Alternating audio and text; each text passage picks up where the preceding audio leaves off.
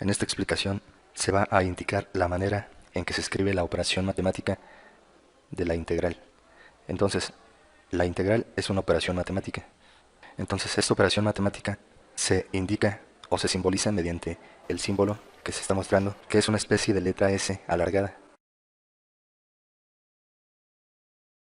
Entonces, este símbolo se conoce como operador integral. Para escribir una integral se escribe de la siguiente forma. Primero se escribe el operador integral. En segundo lugar, se escribe la función que se quiere integrar. Se escribe con una letra minúscula, en este caso, para este ejemplo se utiliza f minúscula que depende de x. Entonces, este segundo elemento es la función que se quiere integrar. En tercer lugar se escribe el diferencial de x. Entonces a este se le llama diferencial de x. Lo que indica este diferencial es la variable con respecto a la cual se va a integrar. En este caso lo que está indicando este diferencial es que se va a integrar con respecto a la variable x.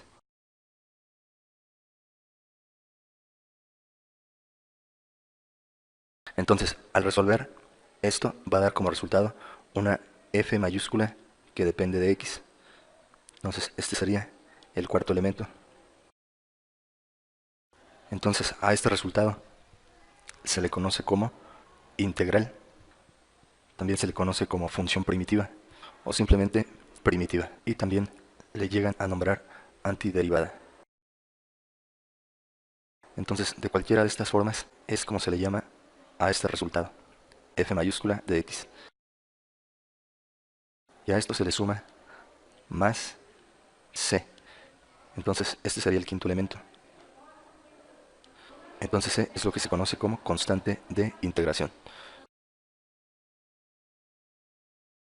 Entonces, recapitulando, son 5 elementos. En primer lugar aparece el operador integral. En segundo lugar aparece la función que se quiere integrar. En tercer lugar aparece el diferencial que indica con respecto a cuál variable se va a integrar. Y se obtiene como resultado, en cuarto lugar, la integral primitiva o antiderivada. Y finalmente, en quinto lugar, se tiene que sumar una constante de integración. Entonces, esta es la estructura que presenta lo que se conoce como integral indefinida.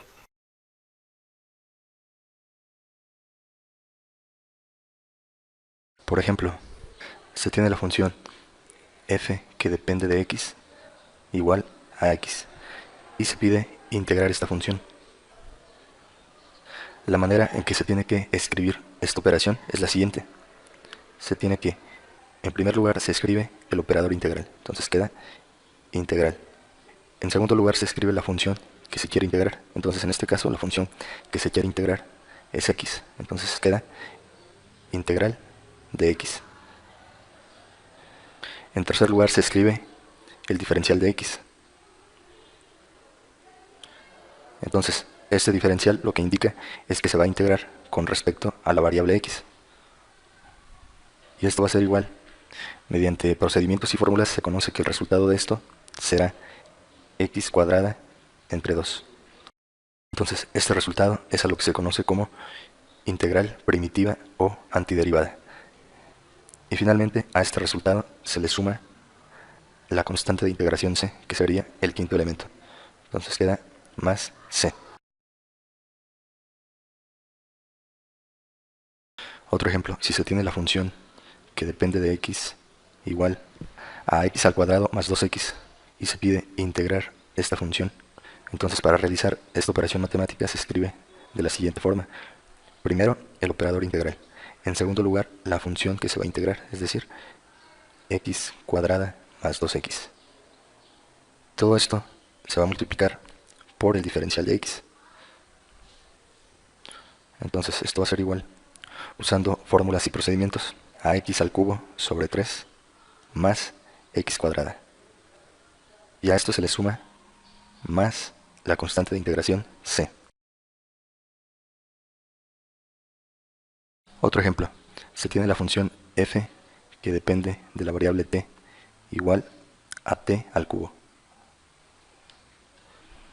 Entonces, si se quiere integrar a esta función, para realizar esta operación matemática se escribe el operador integral.